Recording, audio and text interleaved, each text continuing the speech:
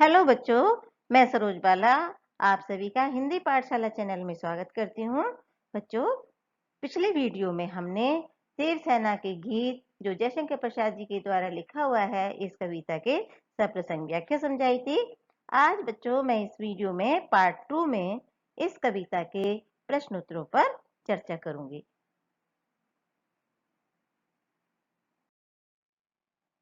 बच्चों, यहाँ कविता पर आधारित कुछ मुख्य प्रश्न हैं जो इस प्रकार हैं। पहला प्रश्न है, मैंने ब्रह्मवश जीवन संचित मधुकरियों की भीख लुटाई, इस पंक्ति का भाव स्पष्ट कीजिए। बच्चों, इस प्रश्न का उत्तर होगा कि देवसेना अपने बीते हुए जीवन के अनुभवों को याद करके कहती है कि मैंने स्कंदगुप्त से जो प्रेम किया था या उनसे विवाह करने की जो इच्छाएं मन में पाली थी वह केवल एक भ्रम था। जब स्कंदगुप्त के प्रणय निवेदन को भी वो ठुकरा देती है तो वह कहती है कि भ्रम में पड़कर मैंने जो कुछ भी अर्जित किया था, जो भी मैंने सपने देखे थे, वो आज मैंने सब कुछ लुटा दिए हैं। यानी उनको मना करके मैंने सब कुछ लुटा दिया है, अर्थात मैंने सब कुछ खो दिया है। अब मेरे जीवन में कुछ भी शेष नहीं है। मेरे जीवन में तो केवल वेदना, दुख, पीड़ा यही बाकी बचा है। बच्चों, दूसरा प्रश्न है, कवि ने आशा को बावली क्यों कहा है? तो इसका उत्तर होगा कि कवि ने आशा को बावली इसलिए कहा है क्योंकि आशा या उम्मीद ही एक ऐसा है जिसके सहारे हम अनेक प्रकार के सपने देखते हैं या अपनी इच्छाओं को पूरा करना चाहते हैं, चाहे उसे जीवन में कितनी भी असफलताएं क्यों ना मिले। और कई बार तो व्यक्ति बावलेपन तक की स्थिति में पहुंच जाता है। इसीलिए कवि ने यहाँ आशा को बावली कह करके पुकारा है। बच्चों, अगला प्रश्न है, मैंने निज दुर्बल डैश डैश होड़ लगाई। इन पंक्तियों में दुर्बल पद और हारी होड़ में निहित व्यंजना स्पष्ट कीजिए। बच्चों, आपने कविता में देखा कि देवसेना के जीवन में केवल विषम परिस्थितियां ही मौजूद थीं।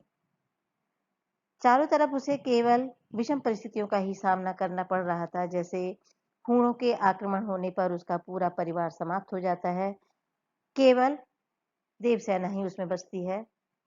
और स्कंदगुप्त से जब वह प्रेम करती है, लेकिन जो स्कंदगुप्त है वह भी उसे स्वीकार नहीं करता। इसके पश्चात जब वह राष्ट्र सेवा का व्रत ले लेती है तो ऐसे समय में स्कंदगुप्त अपना प्रेम का प्रस्ताव रखता है जिसे वह ठुकरा देती है। तो कहने का अर्थ है कि उसके सामने केवल विषम परिस्थितियां थीं, लेकिन और इन परिस्थितियों का सामना करते करते वह इतनी कमजोर पड़ गई थी, लेकिन फिर वह आगे बढ़ने की कोशिश कर रही है। तो उसे देखकर ऐसे लगता है कि मानो वह उन विषम परिस्थितियों के साथ में होड़ लगा करके आगे बढ़ने का प्रयास कर रही हो।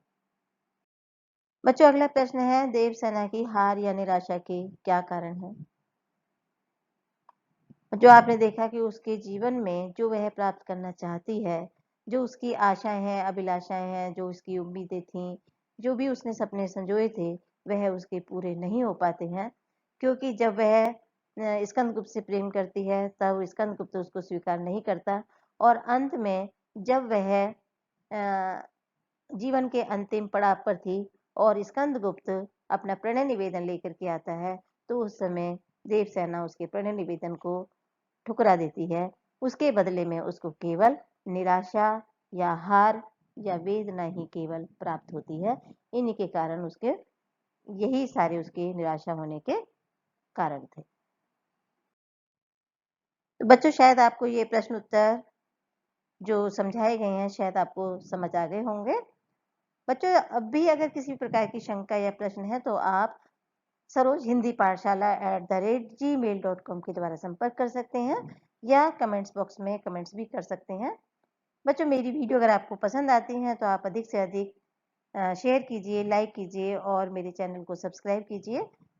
करंट अपडेट पाने के लिए बेल आइकन को दबाना मत भूलिएगा।